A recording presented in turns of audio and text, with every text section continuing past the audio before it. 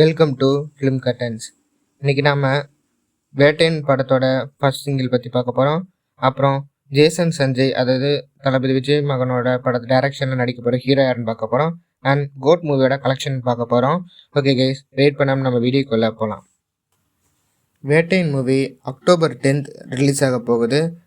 அதோட audio launch September 20 நடக்க போது எல்லோரும் பேசிகிட்டு இருக்காங்க. இப்போ அந்த படத்தோட ஃபர்ஸ்ட் சிங்கிள் இன்றைக்கி 5 மணிக்கு ரிலீஸ் ஆகிருக்குது. இந்த பாட்டு அனிருத் மியூசிக்கில் 27 வருஷத்துக்கு அப்புறம் மலேசியா வாசுதேவன் அவங்க வாய்ஸை ஏஐ மூலமாக யூஸ் பண்ணி இந்த பாட்டை ரிலீஸ் பண்ணியிருக்காங்க. இந்த பாட்டு மனசிலாயன்னு ஒரு கேரளா ஸ்டைலில் ரிலீஸ் ஆகிருக்கு. இந்த பாட்டு உண்மையிலுமே கேட்குறதுக்கு நல்லா இருக்குது. அனிருத் எப்பயுமே பாட்டை பேங்கராக கொடுத்துட்டே இருக்கிறாரு. அந்த வகையில் இந்த வேட்டையன் படம் இன்ஸ்டன்ட் கேட்சி ஆகும்னு தோணுது. ஏன்னா வைபாக இருக்குது இந்த பாட்டு. இது மாதிரி இந்த படத்தோட ஒவ்வொரு சிங்கிளும் இனி அடுத்தடுத்து ரிலீஸ் ஆக போகுது. ஆடியோ லான்ச் நடக்க போகுது. ஆடியோ லான்ச்லேயே ட்ரெய்லர் ரிலீஸ் பண்ணுவாங்களா, இல்லை ஆடியோ லான்ச் கழித்து ஒரு 10 days ரிலீஸ்க்கு இருக்கும்போது ட்ரெய்லர் ரிலீஸ் பண்ணுவாங்கன்னு தெரில. அது மட்டும் இல்லாமல் ஆர்ஜே விக்னேஷ்காந்த் பிளாக்ஷிப் யூடியூப் சேனலில் ரீசெண்டாக நடத்திட்டு இருந்தார். 50 hour மாரத்தான் போட்காஸ்ட் நடத்திட்டு இருந்தார். அதில் வேட்டையன் மூவியோட டைரக்டர் டிஜே ஞானவேல் கலந்துக்கிட்டு அவர் சொன்னது என்னென்னா, ரஜினி சார் இந்த படத்தில் நீங்கள் முள்ளும் மலரும் அந்த மாதிரி அவர் கேரக்டராக நல்லா பண்ணியிருப்பார்ல ஆக்டிங் வைஸ், அந்த மாதிரி ஒரு ஆக்டரை நீங்கள் இந்த படத்தில் பார்க்கலான்னு சொல்லியிருக்கிறாரு. ஓகே கேஸ், நம்ம அக்டோபர் 10th வெயிட் பண்ணி சூப்பர் ஸ்டாரோட வேட்டையன் மூவியை வெயிட் பண்ணி பார்ப்போம். லைக்கா ப்ரொடக்ஷன் ஹவுஸில் தளபதி விஜயோட மகன் ஜேசன் சஞ்சய் டைரக்ஷன் பண்ண போகிறான ஒரு அனௌன்ஸ்மெண்ட் ஒரு 1 yearக்கு முன்னாடி ரிலீஸ் ஆச்சு.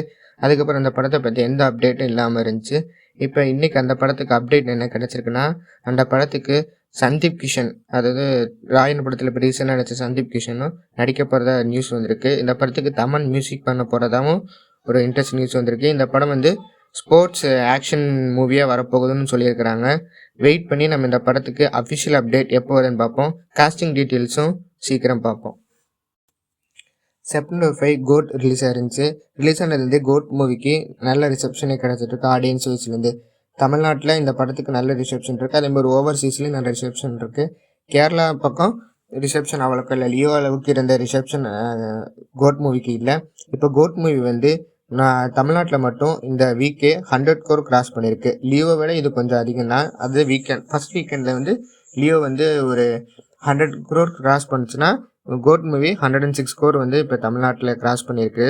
அது மட்டும் இல்லாமல் ஓவராலாக வேர்ல்டு வைடாக இந்த படம் 285 crores கிட்ட ஃபர்ஸ்ட் வீக்கே கிராஸ் பண்ணியிருக்கதா சொல்கிறாங்க.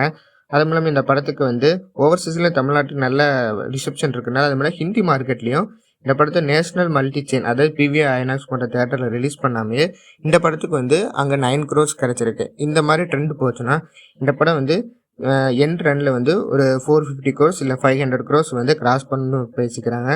வெயிட் பண்ணி நம்ம இந்த படத்தோட ஃபைனல் கலெக்ஷன் எவ்வளோ நம்ம பொறுத்திருந்து பார்ப்போம்.